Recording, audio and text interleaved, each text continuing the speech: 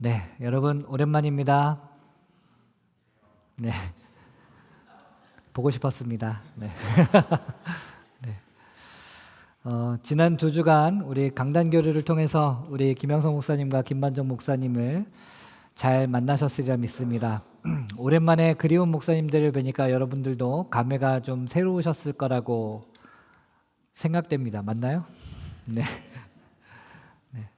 우리가 분립되기도 전에 모교회인 우리 교회와 우리 하나교회 사이에 이제 강단 교류가 이제 몇 차례 있긴 했었는데 그때만 해도 뭐 오랜만에 김영선 목사님이 오시나 보다 하는 정도의 생각이었던 것 같은데 이제 이렇게 분립되어서 나와보고 나니까 또 우리에게 이렇게 든든한 모교회와 또 형제교회가 있다는 것이 그리고 또 이제 이렇게 함께 동일한 비전을 품고 나아간다는 것이 우리에게 많은 위안과 힘이 됨을 느끼게 됩니다. 지난 2주 동안 이 목사님들이 오셔서 무슨 말씀을 하셨나 제가 다 유튜브로 봤는데 이렇게 다 같은 마음으로 여러분들에게 전해진 이 메시지가 참 너무나도 소중하게 여겨졌습니다. 저도 우리 교회와 우리 하나교회에 잘 다녀왔습니다. 모교회 갔을 때는 이제 오 목사님 이제 소개를 해주시고 제가 단상에 올라갔는데 모교회 성도님들이 이제 큰 박수를 쳐주셨습니다. 이게 유튜브로 보면 잘 안 나오는데요.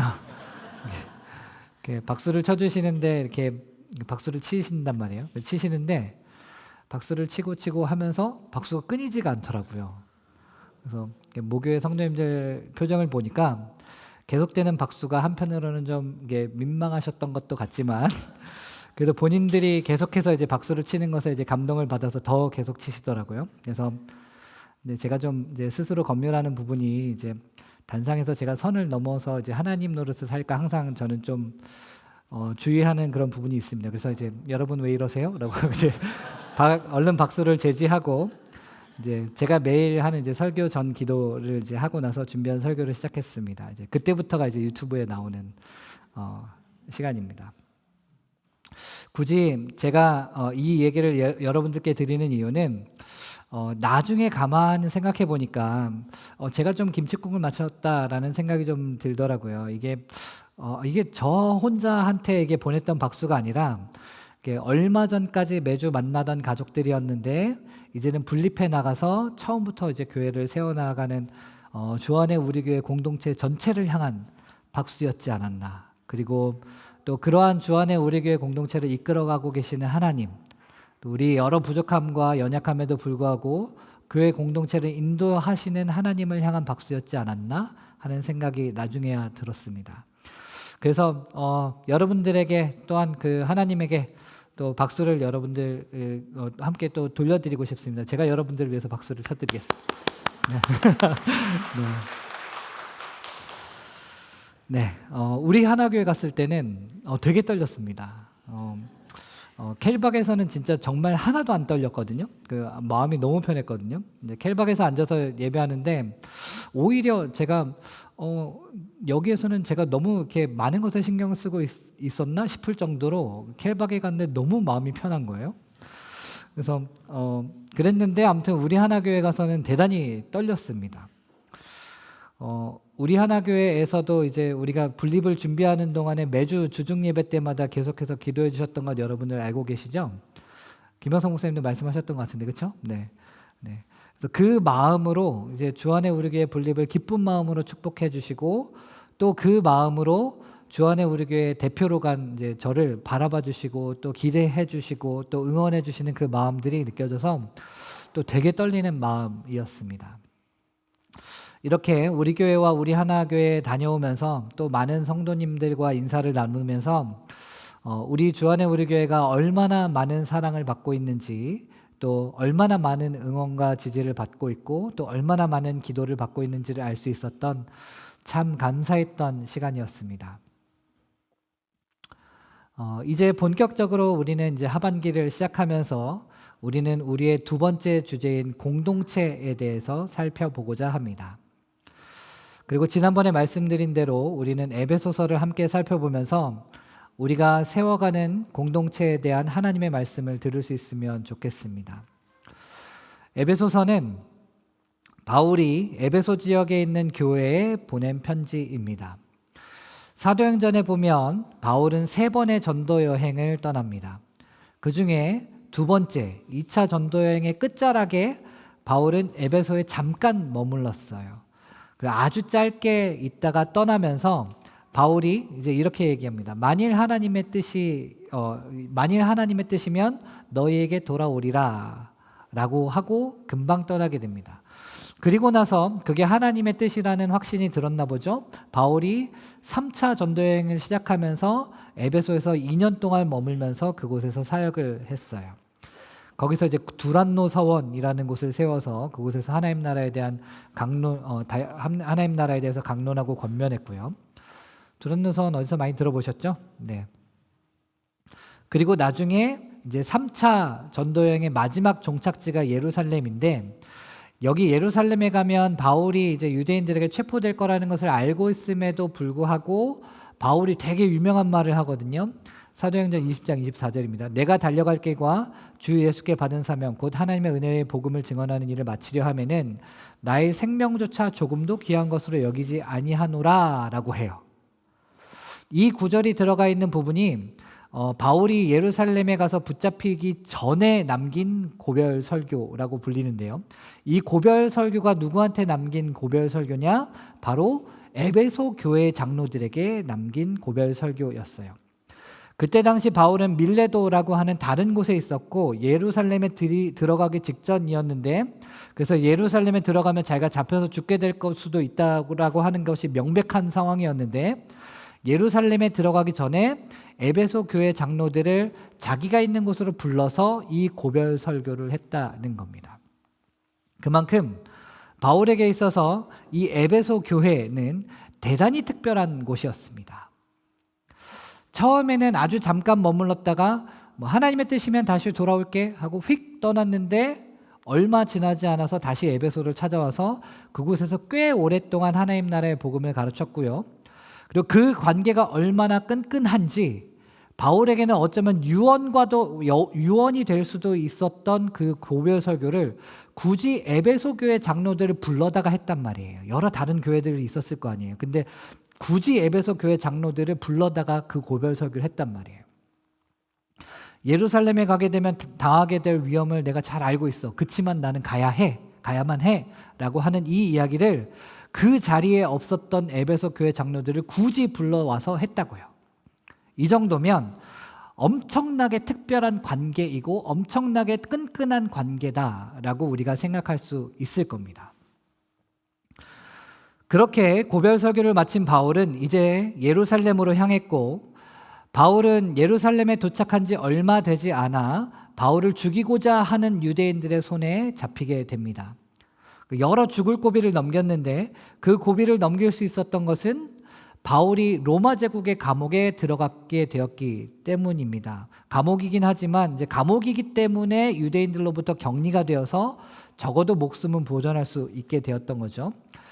그렇게 바울이 감옥에서 다시 에베소 교회를 떠올리면서 에베소 교회에 보낸 편지, 그것이 바로 에베소서입니다. 자, 여러분이 바울의 입장이라고 한번 생각해 보세요. 에베소 교회 성도들 엄청 끈끈하다고 했잖아요. 그러고 난 에베소 교회 성도들에게 여러분들이 바울이라고 생각하고 이 사람들에게 편지를 보낸다고 한다면 무슨 말을 쓰고 싶으시겠어요? 오늘 우리 읽은 본문은 이제 편지의 첫 서두니까 여러분이라면 어떤 문장으로 편지를 시작하고 싶으신가요?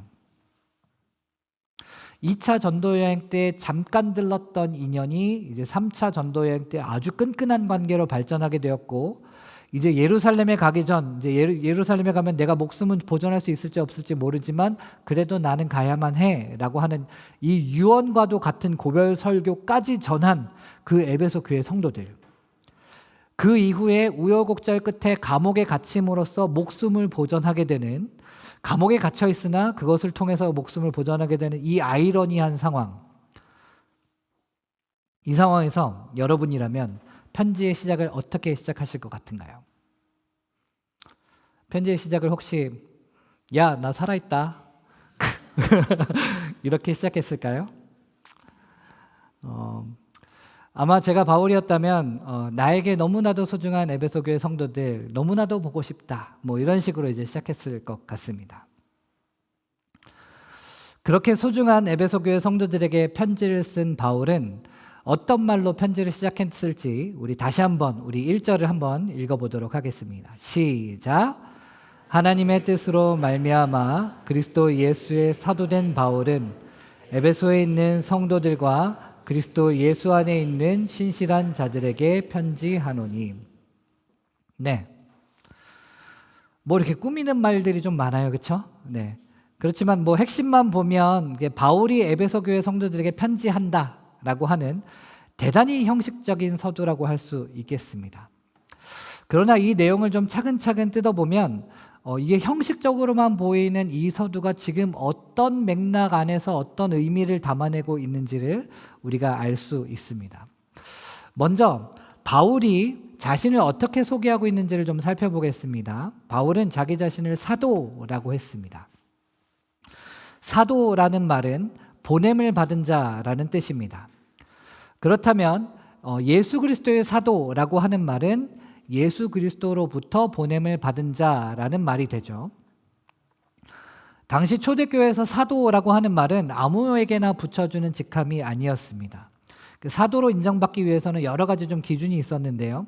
뭐 첫째로 예수님의 공생애를 같이 보낸 사람이어야 하고, 그 둘째로 이제 예수님의 부활을 목격한 사람이어야 하고, 뭐 이런 대단히 까다로운 기준이 있었습니다. 바울은 사실 예수님의 공생애 기간 동안 예수님과 함께 있었던 사람은 아니었습니다.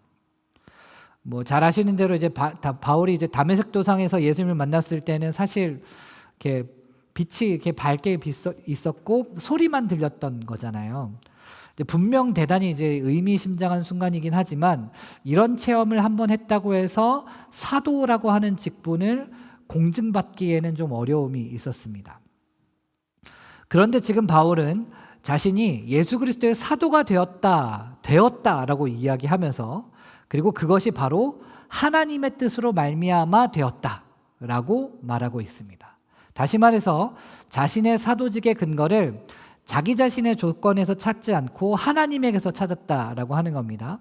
내가 뭐 예수님이랑 언제 만났고 뭐 공생애 어느 정도를 예수님과 함께 보냈고 뭐 내가 이런저런 훌륭한 사역을 했으니까 내가 사도야 라고 하는 것이 아니라 자기가 자신이 사도가 된 것은 하나님의 뜻으로 된 것이다 라는 이야기. 하나님이 이 자신을 사도라고 하는 이 직분으로 선택하셨기 때문에 내가 너에게 지금 편지를 쓰는 것이다 라고 하는 이야기를 지금 하고 있는 겁니다. 자, 그러면 이제 이 편지를 받는 사람은 누구냐? 이제 한글 번역에 충실하자면 우리가 두 가지로 나눌 수 있습니다. 첫째는 에베소에 있는 성도들, 그리고 둘째는 그리스도 예수 안에 있는 신실한 자들, 이렇게 나눠볼 수 있겠네요. 물론 이 두 그룹이 서로 다른 그룹이냐? 아마 둘 다 에베소 교회 성도들을 가리키는 말이긴 하겠죠. 그런데 재미있게도 이제 성도라고 하는 말은 우리가 되게 자주 쉽게 쓰는 용어이긴 한데요.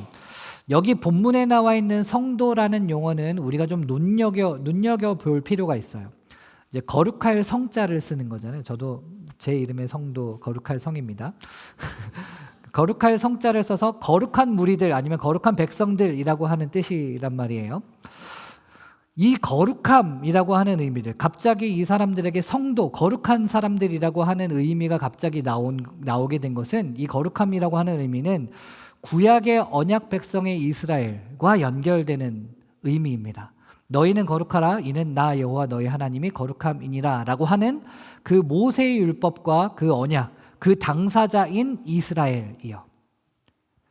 이건 에베소 교회 이제 우리가 에베소서를 쭉 살펴보다 보면 이제 알게 되겠지만 에베소 교회에 있는 유대 출신의 그리스도인들, 유대 그리스도인들과 연결되는 표현이에요. 그리고 둘째, 그리스도 예수 안에 있는 신실한 자들. 이건 예수님에 대한 믿음이 있는 사람들을 말하는 건데, 이거는 이제 모세의 율법과는 상관없는 헬라인이지만 그렇지만 헬라인으로서 예수님에 대한 믿음을 받아들인 사람들, 그러니까 에베소 교회에 있는 헬라 그리스도인들과 연결되는 표현입니다. 자, 그럼 다시 정리해 보자면, 지금까지 무슨 얘기를 하는지 잘 모르시겠죠? 잘 보세요. 바울은 누구예요? 누구냐면 사도인데 예수 그리스도의 사도다. 그리고 그 사도직은 하나님의 뜻으로 말미암아 주어졌다 하는 거고요. 그리고 이 편지를 받는 사람들은 누구예요? 이제 에베소 교회인데, 에베소 교회는 이제 유대 전통에 충실한 그리스도인들 그룹이 있었고, 유대 전통과는 상관없는 헬라 그리스도인 그룹이 있었어요. 이 두 가지 그룹이 있었어요.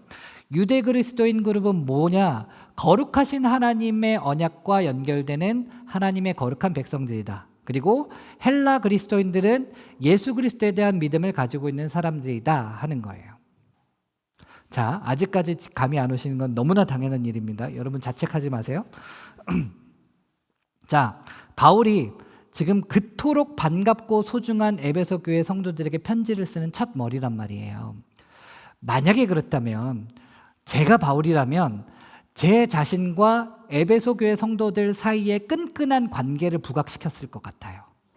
너희에게 나는 너희에게, 너희는 나에게, 나는 너에게 엄청 소중한 존재 아니니 너희도 나에게 엄청 소중한 사람들이야 라고 말이죠. 그런데 지금 바울은 바울과 에베소 교회 성도들 사이의 직접적인 관계에 대해서는 크게 언급하지 않아요. 이거 되게 웃긴 거예요. 왜냐하면 바울은 에베소 교회를 되게 끈끈하게 생각했거든요. 되게 소중하게 생각했거든요. 근데 바울 스스로와 바울 개인과 에베소 교회 성도들 사이의 직접적인 관계에 대해서 크게 언급하고 있지 않단 말이에요. 그러면 지금 바울이 뭘 강조하고 싶은 건지가 여러분 혹시 보이실까요? 바울은 지금 바울 자신이 어떤 사람이냐, 나 자신이 어떤 사람이냐, 바로 하나님과 연결되어 있는 사람이다. 그럼 편지를 받는 너희들은 어떤 사람들이냐? 하나님과 연결되어 있는 사람들이다. 나는 하나님과 연결되어 있는 사람이고 너희도 하나님과 연결되어 있는 사람들이다. 내가 하나님과 연결되어 있듯이 너희도 하나님과 연결되어 있다.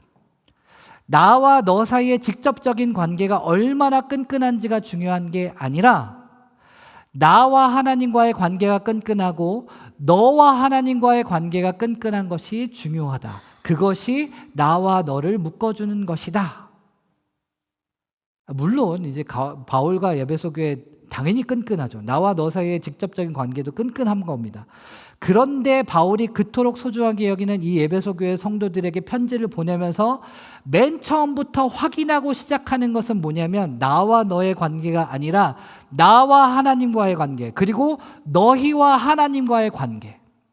나와 너 사이의 관계가 아니라 나와 하나님과의 관계, 그리고 너희와 하나님과의 관계를 가장 먼저 확인하면서 편지를 시작하는 겁니다.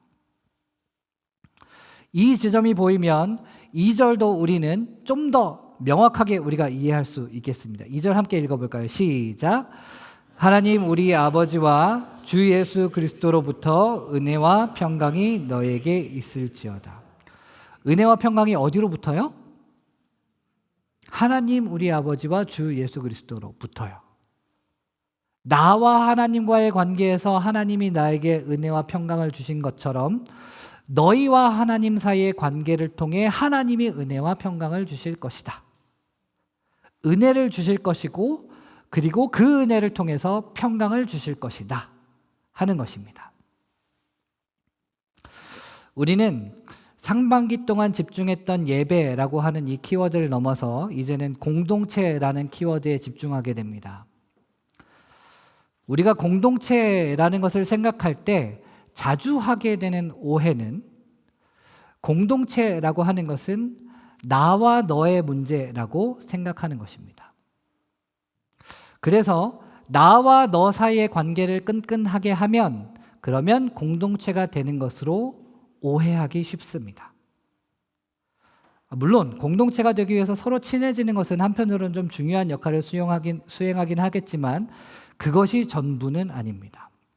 이 세상에는 정말로 끈끈하고 친한 관계들이 많이 있지만 그런 모든 관계들을 공동체라고 말할 수 없는 것과 마찬가지입니다. 공동체라는 것은, 특히 교회 공동체라고 하는 것은 너와 나 사이의 문제가 아닙니다. 나와 하나님과의 관계의 문제이고 너와 하나님과의 관계의 문제입니다. 내가 하나님과 끈끈하게 연결되고 그 하나님이 또한 너와 끈끈하게 연결될 때, 그럴 때 나와 너는 하나님 안에서 공동체가 되는 것이다 하는 것입니다. 물론 그렇다고 우리가 서로 친해지기 위한 모든 노력이 다 필요 없다라고 하는 뜻은 아닙니다. 그러나 우리가 우리 사이에 끈끈함만 더해져 가는데, 그러는 와중에 우리가 하나님과의 관계에 있어서는 단 한 걸음도 나아가지 못하고 있다면 우리는 과연 교회가 맞나? 교회 공동체가 맞나? 자문해 보아야 하는 것입니다. 우리는 평강을 구할 수 있습니다. 평강을 원하지 않는 사람이 누가 있겠습니까? 평강이 있기를 원하고 가능하다면 그 평강이 끊이지 않기를 바랄 뿐이지요. 그러나 은혜를 구하지 않은 채 평강만을 구하는 것이 우리의 모습이라면 어쩌면 우리는 하나님이 생각하시는 공동체와 가장 멀리 떨어져 있는 것일지도 모르겠습니다. 평강이 귀한 시대에 사람들은 평강을 구합니다. 그러나 하나님의 백성들은 평강에 앞서 은혜를 먼저 구합니다. 강단교류를 통해 저는 다시금 주안의 우리 교회의 존재 이유에 대해 다시 돌아보게 되었습니다. 분립개척 나오신 분들은 왜 나오셨습니까? 교회를 세운다는 것은 무슨 의미일까요? 관계가 더욱 끈끈해진다? 그럴 수 있겠지만 그것은 부산물에 가깝습니다. 교회를 위해서 열심히 봉사하고 사역한다? 중요한 부분이지만 이 역시도 곁가지일 뿐입니다. 사랑하는 교회 여러분, 교회를 세운다는 것은 내가 하나님과 더욱더 가까워지는가, 내가 하나님과 더욱더 깊어지는가에 대한 문제입니다. 분립 전보다 후에, 한 달 전보다 혹은 지난 주일보다 어제보다 오늘 나와 너의 관계가 아니라 나와 하나님과의 관계가, 그리고 너와 하나님과의 관계가 더욱 깊어지는 것, 그것이 바로 교회를 세워간다라고 하는 말의 의미입니다. 그럴싸한 형식을 갖추고 또 모임과 구조가 안정화되는 것은 모두 우리가 하나님과의 관계, 우리와 하나님과의 관계가 더욱 깊어지게 하기 위한 방편들이자 도구일 뿐입니다. 우리가 진정으로 물어야 할 지점은 우리가 얼만큼 끈끈해지고 있는가, 우리가 얼만큼 안정적이 되고 있는가에 대한 것이 아니라 오늘 우리는 하나님의 말씀을 묵상하는가, 오늘 우리는 하나님의 말씀대로 살아가는가, 오늘 우리는 기도하는가, 오늘 우리는 그 기도한 대로 살아가는가, 오늘 우리는 하나님의 백성으로 거룩하게 살아가는가, 오늘 우리는 예수 그리스도의 십자가의 길을 따라가는 제자로 살아가는가, 오늘 우리는 성령에 거하시는 성전으로 살아가는가. 그렇게 함으로써 오늘 우리는 점점 더 하나님과 가까워지는 그 은혜를 경험하는가. 바로 이 물음들이 교회 공동체로서 우리가 대답해내야 할 질문들입니다. 우리는 이 물음들에 어떻게 대답해내고 있습니까? 사랑하는 교회 여러분, 오늘 우리는 하나님과의 관계성 속에서 자신을 발견하고 또 에베소 교회 성도들을 발견하는 바울을 마주합니다. 그 바울은 오늘 저와 여러분들에게 묻습니다. 하나님과의 관계에서 당신은 누구입니까? 하나님과의 관계성 속에서 당신은 어디에 서 있습니까? 평강을 구하기 이전에 먼저 은혜를 구하고 있습니까? 은혜를 먼저 구하시고 하나님의 얼굴을 먼저 구하시기 바랍니다. 그리하여 진정한 교회 공동체로 세워져 가는 저와 여러분들 되시기를 진심으로 축복합니다. 우리 함께 찬양하겠습니다.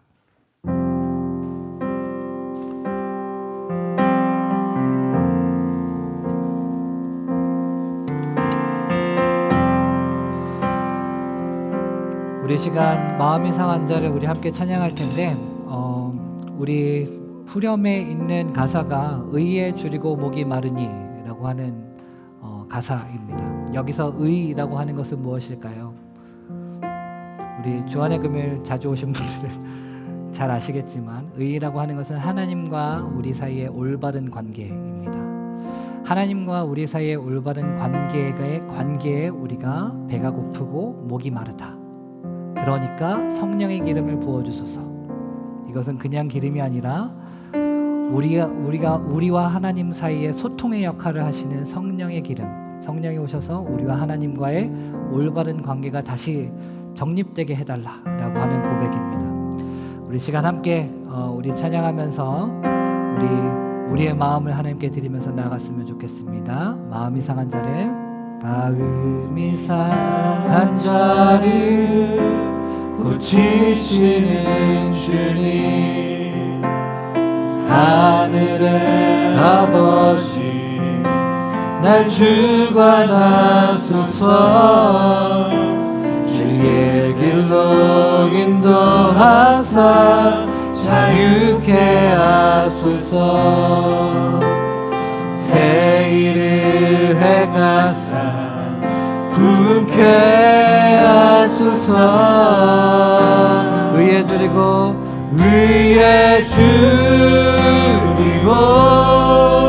목이 마르니 성령의 기름 부으소서. 의에 줄이고 목이 마르니 내 잔을 채워주소서.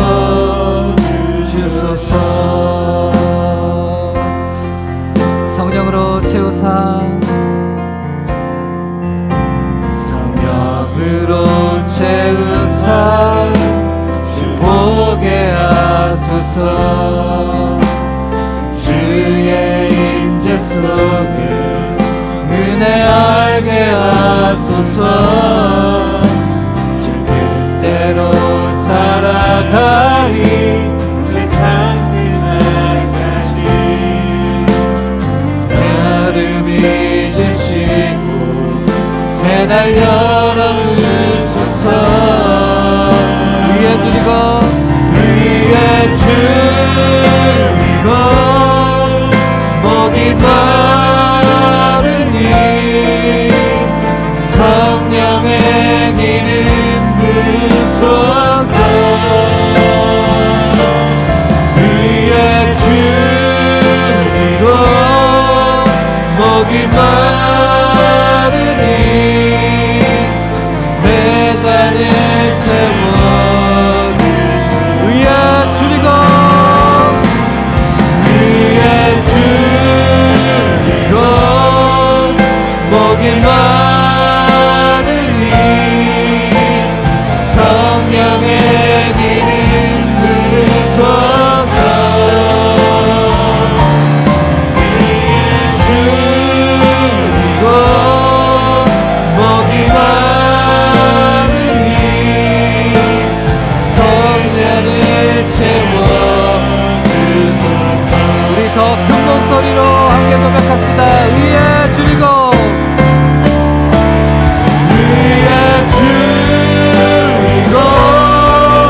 목이 마르니 성령의 기름 부으소서.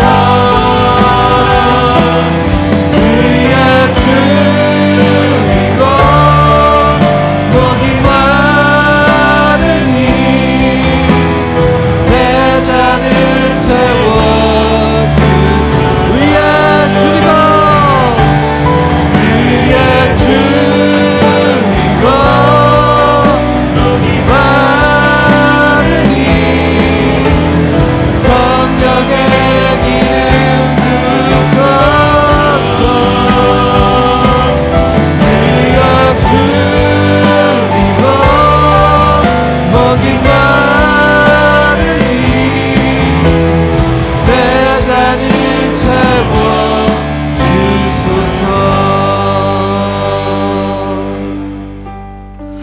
시간 함께 기도했으면 좋겠습니다. 공동체라고 하는 것은 나와 너의 문제가 아니라 나와 하나님과의 관계의 문제이며 너와 하나님과의 관계의 문제입니다. 교회를 세워가는 것은 외형과 구조를 세워가는 부분도 중요하겠지만 우리가 하나님과의 관계, 하나님과의 올바른 관계에 대한 배고픔과 목마름이 없다면 우리는 어쩌면 교회 공동체가 아닌 바벨탑을 세워가는 것일지도 모르겠습니다. 우리 시간 함께 기도했으면 좋겠습니다. 하나님, 우리가 무엇보다 먼저 은혜를 구하며 나아가기 원합니다. 하나님의 은혜를 구하는 것을 가장 먼저 하기 원합니다. 우리로 하나님과의 올바른 관계에 대한 배고픔과 목마름이 있게 하시고 하나님과 한 걸음씩 가까워져 가는 우리를 사용하셔서 하나님의 교회를 이곳에 세우시고 하나님의 백성 공동체를 이곳에 세워 주시옵소서. 우리 가운데 마음이 상한 자들 있습니까?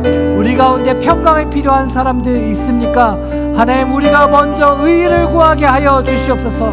하나님과 올바른 관계를 우리가 구하며 나아가게 하여 주시옵소서. 우리 가운데 은혜를 부어 주시옵소서. 우리 시간 함께 기도하면서 나아갔으면 좋겠습니다. 기도하겠습니다. 아버지 하나님,